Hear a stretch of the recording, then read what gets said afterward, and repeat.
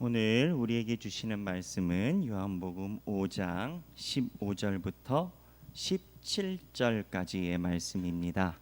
제가 가진 성경은 202페이지 또는 150페이지로 기록되어 있습니다. 요한복음 5장 15절부터 17절입니다. 다 함께 봉독하시겠습니다. 그 사람이 유대인들에게 가서 자기를 고친 이는 예수라 하니라.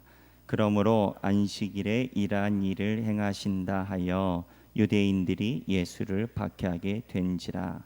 예수께서 그들에게 이르시되 내 아버지께서 이제까지 일하시니 나도 일한다 하시매. 아멘.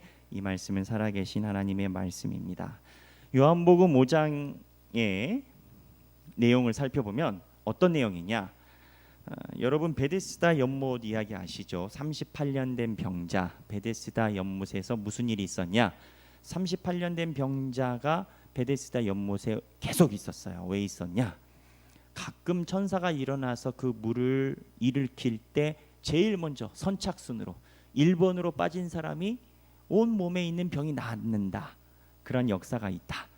그래서 이 베데스다 연못에 사람들이 매우 많았단 말입니다. 그런데 예수님을 만난 이 병자가 혈기 마른 자라고 표현되어 있어요. 이제 혈기 마른 자가 뭐냐? 아마 제 추정에는 소아마비 같은 증세가 아니겠는가. 그러니까 걷는 게 불편한 사람이죠. 그래서 매번 물이 일어날 때 1번으로 못 들어가니까 자기가 맨날 선착순으로 못 가서 낫지 못했단 말이죠. 그때 예수님이 나타나셔서 네가 낫고자 원하냐? 그랬더니 내가 못 들어간다니까 예수님이 일어나서 걸어라 해서 이 혈기 마른 자가 자기 혈기 마른 게 치유됐다. 이 내용 아니겠습니까?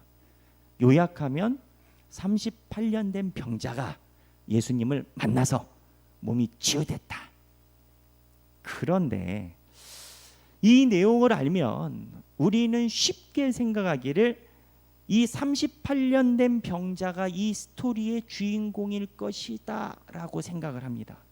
당연한 거 아니겠습니까? 나사로가 죽어서 살았다 하면 나사로가 주인공이라고 생각을 하겠죠. 그런데 이 본문을 제가 읽은 본문까지 잘 자세히 살펴보면 이 38년 된 병자가 주인공일까라는 생각이 대번에 듭니다. 왜냐? 이 병자는요, 오늘 15절에 보면 독특한 행동을 합니다. 그 사람이 유대인들에게 가서 자기를 고친 이는 예수라 하니라. 이게 무슨 내용이냐? 그 앞에 보면 38년 된 병자가 몸이 나아서 돌아다닌다 하는데 그날이 안식일이었단 말이죠.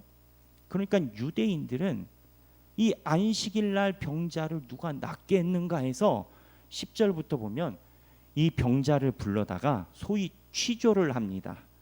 너를 낫게 한 사람이 누구냐? 그랬더니 나 잘 기억이 안 난다 이런 겁니다. 처음에.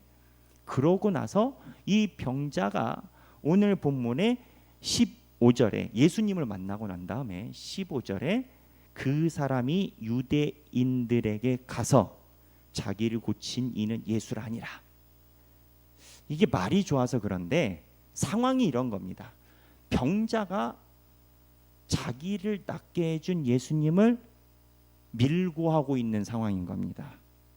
실제로 본문의 흐름이 16절에 그러므로 안식일에 이러한 일을 행하신다 하여 유대인들이 예수를 박해하게 된지라. 이 병자의 밀고로 인하여 이때부터 유대인들이 예수를 박해하기 시작했다라는 겁니다. 드러냈고. 그러니까 이 사람이 보면 예수님이 병을 낫게 했는데 유대인들에게 예수님을 신고한 상황이 되는 겁니다. 가끔 이 병자를 미화시키기 위해서 이 병자는 밀고 한 게 아니라 잘 모르고 이야기했다라고 이렇게 성경을 풀어내기도 합니다. 그런데 카슨을 포함하여 복음주의 신학에 있는 신학자들은 절대 그 말에 동의하지 않습니다. 왜? 이미 10절부터 12절에 유대인들이 병자를 데려다가 이렇게 한 사람이 누군지, 그러면서 네가 병 나은 게 10절에 안식일인데 내가 자리를 들고 가는 것이 옳지 아니하니라 라고 10절부터 유대인들이 병자의 치유 사건을 문제 삼기 시작했습니다. 그러니까 이 병자는요, 우리가 익히 아는 것처럼 그냥 이야기를 한 게 아니고 제가 말씀드린 것처럼 예수님을 신고한 겁니다. 자기를 낫게 해준 예수님을. 제가 말씀드리고 싶은 것은 이 스토리의 주인공이 누구냐라는 겁니다. 우리가 나사로 이야기에선 나사로가 주인공인데, 맹인이 눈을 뜨게 하면 맹인이 주인공인데, 이 병자는 우리가 베데스다 연못에서 몸이 나았다에만 집중하지 이 성경에 있는 흐름으로 보면 이 병자가 주인공이라면 심각한 문제가 생기는 겁니다. 다 함께 예수님을 밀고 하자, 이러한 내용을 쓰지 않았을 거라는 겁니다. 그러면 주인공이 누구겠느냐? 유대인? 유대인도 주인공이 될 수가 없는 겁니다. 왜 유대인이 주인공이 될 수가 없습니까? 유대인은 예수님이 병자를 낳은 초유의 기적을 행했는데 예수님의 기적엔 전혀 관심이 없었습니다. 그리고 솔직히 하나님이 기적으로 치유 기적을 행하면 하나님께 기쁨을 올리고 찬양을 돌려야 될 건데, 유대인들은 오히려 안식일에는 아무것도 하지 말라는 소위 본인들이 이야기하는 전통, 본인들이 이야기하는 율법을 하나님의 기적보다 우선시 삼은 겁니다. 왜요? 그 전통과 율법이 본인들에게 주는 기득권의 이익이기 때문에. 하나님이 일으키신 기적은 눈에 안 보입니다. 여러분, 이 땅에서 기적이 아무리 일어나도 그 기적은 믿음의 사람의 눈에만 기적이 보입니다. 똑같은 기적을 봐도요, 소위 요즘 말로 이야기하면 프레임을 전환시킨다고. 기적이 문제가 아니라 안식일에 그 일을 한 예수님을 문제 삼은 겁니다. 소위 여론전을 해서 예수님이 사람을 낫게 했다가 아니라 안식일에 일한 율법을 어겼다로 프레임을 전환시킨 겁니다. 정치인들처럼. 그러니 유대인은 당연히 주인공이 아니죠. 자, 그렇다면 다시 초도로 올라가서 정리해 보겠습니다. 이 본문에 38년 된 병자의 주인공이 누굴까요? 고침받은 자, 유대인. 고침받은 자는 제가 말씀드린 것처럼 오히려 예수님을 밀고 했습니다. 땡. 그러면 고침받은 자가 아니고 유대인? 유대인들은 회개 안 했거든요. 유대인도 아닙니다. 그러면 이 스토리의 주인공은 누구냐? 당연히 예수님이 되는 겁니다. 이 38년 된 병자 스토리의 핵심으로 키워드는 병자가 아니고 유대인이 아니고 예수님이 하고 있는, 예수님 안에서 스토리의 맥락을 잡아야 되는데, 그 스토리의 답이 뭐냐? 예수님이 이렇게 얘기를 합니다. 17절에 내 아버지께서 이제까지 일하시니 나도 일한다 라고 얘기를 합니다. 근데 이 말이 참 어려운 말이에요. 예수님이 주인공인데 예수님에게 포인트를 갖춰보면 예수님이 무슨 이야기를 하시냐면 아버지가 일하니까 내가 일한다라고 얘기를 해요. 이게 예수님의 이 스토리에서 보여주고 있는 핵심 사항인 거예요. 그러면 예수님이 이야기하시는 아버지가 일하니 나도 일한다가 무엇일까요? 하나님이 인류를 향한 구원의 계획을 급속도로 전환시키면서 앞으로 계속 진군하고 계세요. 근데 그 진군하고 있는 그 이유와 팩트가 뭐냐? 하나님이 무엇 하고 계시냐? 예전에는 율법에 의해서 사람이 죄인이 다 돼버렸어요. 근데 하나님이 주신 율법을 하나님이 새로운 기준으로 다시 바꾸셔서 깨버리세요. 이 병자 이야기에서 하나님의 일이 뭐였냐면 기적을 받을 만한 가치가 없는 병자가 기적을 체험했다가 핵심인 겁니다. 무슨 얘기냐? 자, 보십시오. 예수님이 이 땅에 오셔서 모든 환자들을 다 치유하신 게 아닙니다. 제가 누차 이야기했지만 예수님의 주 목적은 치유 사역이 아닙니다. 만약에 예수님의 주 목적이 치유 사역이었다면 종합병원, 대학병원을 짓고 예수님께서 사역을 하고 가셨었어야 맞는 거예요. 이스라엘에 수없이 많은 사람이 있지만 예수님의 기적을 체험한 사람은 극히 드뭅니다. 성경에 있는 사람이 전부예요. 그런데 그럼에도 불구하고 이 38년 된 병자의 특징이 뭐냐? 예수님께 선택될 만한 이유가 하나도 없었다라는 거예요. 우리는 이 38년 된 병자에 대해서 무언의 긍정적인 접근을 합니다. 그래서 성경을 다시 우리의 선입견을 제하고 보면 이 38년 된 병자가 예수님을 부르지도 않았어요. 예수님께 회개하지도 않았어요. 그냥 예수님을 만난 것뿐이에요. 근데 예수님이 낫게 해주셨어요. 값없이 의롭다 하심을 주시는 하나님의 역사가 시작하고 있다라는 겁니다. 예전에는 율법 때문에 죄인과 의인에 대해서 값없이 의롭다라는 개념이 안 들어오는데 하나님이 그거를 예수님을 통해서 깨고 있다라는 겁니다. 그 얘가 38년 된 병자인 거예요. 근데 첩첩산중으로 설상가상으로 병을 낫게 해줬는데도 밀고를 하고 있어요. 38년 된 병자가 유대인들에게 밀고하고 있다라고 말씀드렸잖아요. 그러니 하나님의 일이 뭐냐? 하나님의 백성을 그냥 하나님의 임의대로 38년 된 병자 고르듯이 하나님의 선택한 자녀들을 이제는 율법이 아니라 내가 값없이 예수를 통해서 기적 보이고 구원하고 내가 전적으로 행한다라는 거예요. 이게 다른 각도에서 보면 하나님이 계속 일하고 계신 거예요. 하나님의 틀을 깨고 계신 거예요. 하나님이 우리에게 주신 틀을 누가 깰 수가 있어요? 율법에 있는 틀을 하나님이 하나님 스스로 깨고 우리를 구원하기 위해 앞으로 진군하고 계신 거예요. 그러니 예수님이 하나님이 하시니 내가 행한다의 핵심은 뭐냐면 하나님이 이렇게 진군하고 계시니 나도 일을 한다라는 거예요.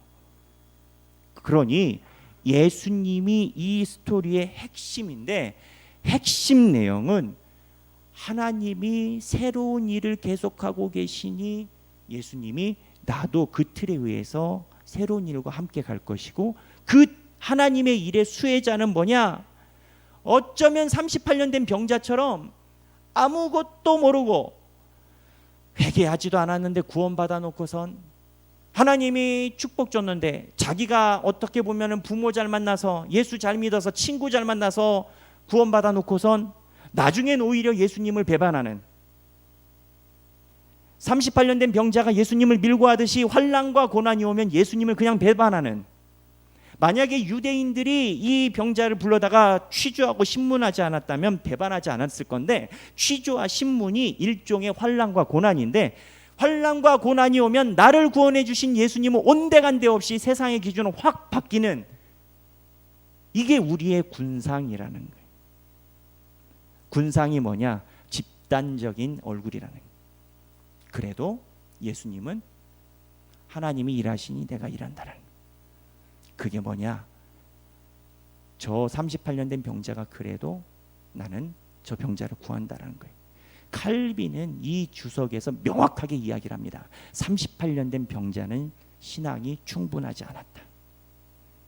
값없이 하나님께 구원을 받았다라고 얘기를 합니다. 이 본문이 우리에게 이야기하는 바가 있습니다. 여러분 주제를 살짝 전환해서 영생이 무엇이라고 생각하십니까? 제가 양림교회에서 이러한 설교를 할 때 영생이 무엇이냐를 여러 번 설명드리려고 시도를 했는데 매번 실패했습니다. 그런데 영생이 우리가 생각하는 보험입니까? 부적입니까? 무언가 애들 이야기를 하면 게임 아이템일까요? 영원한 생명 영원히 산다? 쭉 그렇게 사는 것이 영생이라면 하나님은 일종의 보험회사 사장님이신 거예요. 근데 성경이 말하는 영생의 개념은 그게 아닙니다. 영생은 하나님이 일하실 때 내 일이 아니라 하나님의 일을 하는 것이 영생입니다. 한 조직신학자는 조금 더 어려운 말로 이렇게 이야기를 합니다. 영생이란 자기 생명에 대한 이기적인 집착에서 해방되어 다른 사람, 즉 하나님을 사랑하는 것이다. 인간은 기본적으로 자기 생명에 대한 이기적 집착이 있어요. 내 중심적이라고요. 내 것이 먼저라고요. 내 생명이 먼저고 내 돈이 먼저라고요. 내 생명과 내 돈과 내 명예와 내 자존심, 이기심이 먼저라고요. 그러니 38년 된 병자가 내가 위험에 빠지면 나를 고친 예수님도 팔 수 있는 거고요. 유대인들이 하나님의 기적을 봐도 자기들이 전통으로 삼고 있는 율법이 위협을 받으면 하나님의 기적도 뭉개버리는 겁니다.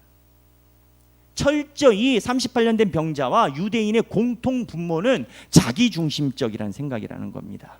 근데 예수님은 뭐냐? 본인이 하나님의 일을 하면 본인의 것을 다 비우고 본인이 위험해져요. 본인이 예수님을 따르면 가난해져요. 본인이 예수님을 따르면 망해요. 본인이 예수님을 따르면 3년 후에 십자가에 달려요. 그런데 내 삶이 내 중심적이 아니라 다른 사람, 하나님 중심적으로 삶의 목표가 바뀌는 게 영생이라는 거예요. 영생은 하나님 나라에서 내 중심적으로 영원한 생명을 사는 게 아니라 하나님이 일하시는 우주의 통치를 전적으로 하나님의 일과 함께하는 나라가 천국인 건 거예요. 그래서 하나님 나라라고 하는 거예요. 그렇게 따지면 영생은 이 땅에서 구현이 돼야 저기서 구현이 됩니다. 여기서 내 중심적으로 사는 것이 아니라 하나님 중심적으로 살아봐야 천국에 가서도 하나님 일을 100% 하죠. 이 땅에서 하나님 일로 살아보지 않은 사람이 천국에 가서 어떻게 하나님의 백성으로 살 수 있겠습니까? 예수님이 38년 된 병자를 고치면 위협이 받을지 왜 모르셨겠습니까? 최소 본인이 위협을 안 받으려면 38년 된 병자가 사인이라도 했었어야죠. 상호 계약이라도 있었어야죠. 상호 계약이 뭐냐? 나를 낫게 하여 주소서 오 주여. 나중에 집에 가서 보십시오. 요한복음 베데스다 연못에 있는 병자가 그런 말 했는가? 한마디 이야기도 안 했습니다. 예수님이 그냥 낫고자 원하느냐? 일어나 걸어라. 이게 끝입니다. 상대방이 상호 사인을 하지 않았기 때문에 이 환자를 고친 것이 예수님에게 위협으로 다가오는 겁니다. 제가 만약에 예수님이라면 위협에 대비했다면 저는 그 병자 보고 네가 낫고자 원하느냐? 그래, 네 말로 이야기를 했지? 그러니까 내가 낫게 해줄게. 이렇게 얘기를 했을 겁니다. 근데 이 기적은 하나님이 그렇게 가라고 하신 게 아니에요. 하나님의 목적 때문에 예수님이 담보와 위험을 버린 거예요. 그게 영생이에요. 이게 우리에게 주는 메시지가 있습니다. 우리 하나님의 길 하길교회라고 이름을 명명했습니다. 종교인이라고 신앙인이라고 모두 다 하나님의 영생의 길을 추구하는 것은 아닙니다. 교회를 다니고 신앙을 가지고 있어도 하나님을 믿는다라고 본인이 생각하고 있어도 유대인처럼 내 중심적으로 신앙이 인테리어가 되고, 요한복음에 보면은 요한복음에 예수님을 따르는 사람이 신학적으로 크게 구분이 됩니다. 두 가지로 무리와 청중 그리고 제자. 무리와 청중은 뭐냐? 예수님을 따릅니다. 따르는데 소위 예수님에게서 이득만 구하는 게 무리와 청중입니다. 그리고 제자는 이득이 아니라 자기의 것을 버리고 예수님을 따라다닌 사람. 수없이 많은 사람들이 예수님을 따라다녔습니다만 예수님은 무리와 청중에게 이야기하신 게 아니라 제자들에게 이야기를 하십니다. 교회에서 신앙생활을 오래 해도 내 신앙 중심적으로 또는 무언가 간판과 이력과 여러 가지 부차적인 것으로 인해서 신앙생활을 가져가면 베데스다 연못에 있는 병자나 유대인이나 우리나 똑같은 사람이 되는 겁니다. 핵심은 하나입니다. 내 것을 버리고 하나님의 일, 내 모든 걸 버리고 하나님의 뜻, 내 자아의 중심성을 버리고 내 생명에 대한 이기적인 집착을 버리고 하나님을 끝없이 사랑하는 것이 영생의 그 소유자의 모습인 겁니다.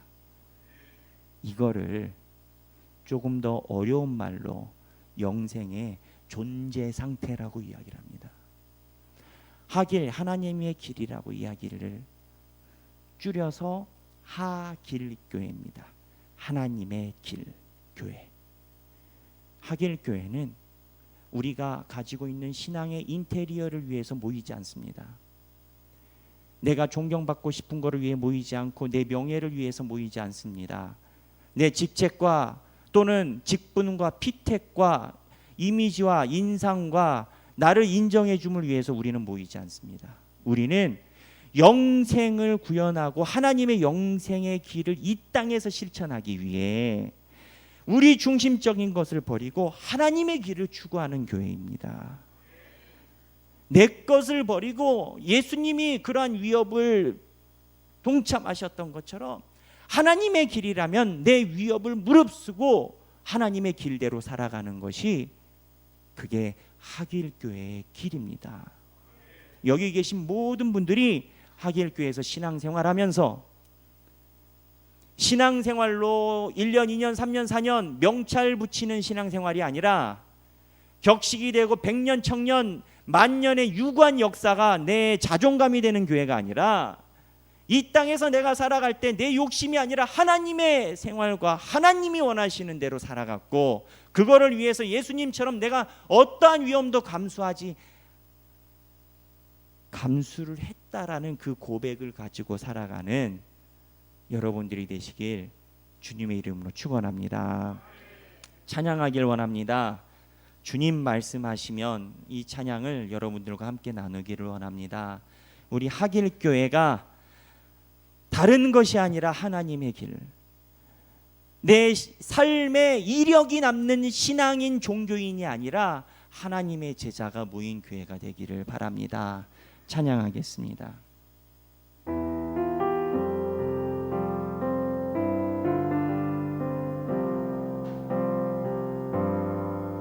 주님 말씀하시면 내가 나가리다.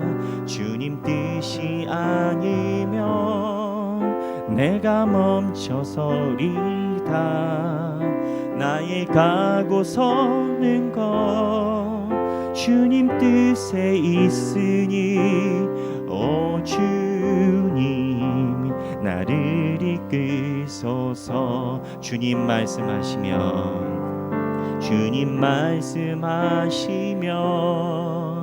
내가 나아가리다. 주님 뜻이 아니면 내가 멈춰서리다. 나의 가고 서는 것 주님 뜻에 있으니 오 주님 나를 이끄소서. 뜻하신 그곳에 나 있기 원합니다. 이끄시는 대로 순종하며 살리리. 연약한 내 영혼 통하여 일하소서. 주님 나라와 그 뜻을 위하여 뜻하신 그곳에 나 있기 원합니다. 이끄시는 대로 순종하며 살리니 연약한 내 영혼 통하여 일하소서. 주님 나라와 그 뜻을 위해 오 주님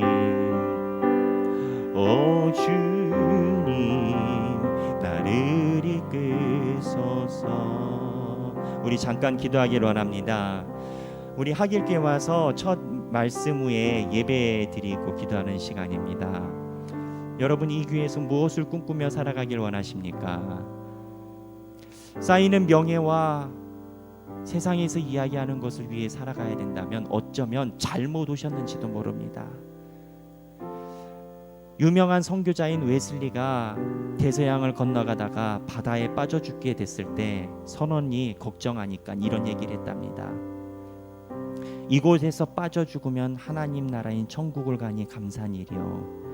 우리가 살아남게 되면 복음을 더 전할 수 있으니 감사한 일.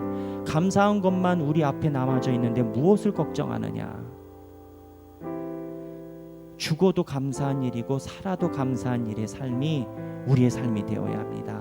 우리의 신앙을 놓고 하나님께 기도하시길 원합니다. 기도하겠습니다. 주여, 주여, 주님,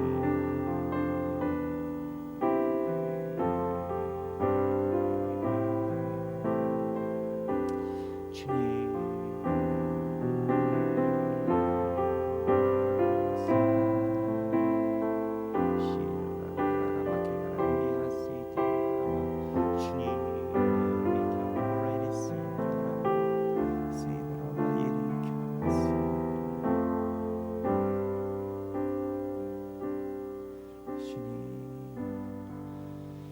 사랑이 많으신 예수님의 이름으로 간절히 기도하옵나이다. 아멘.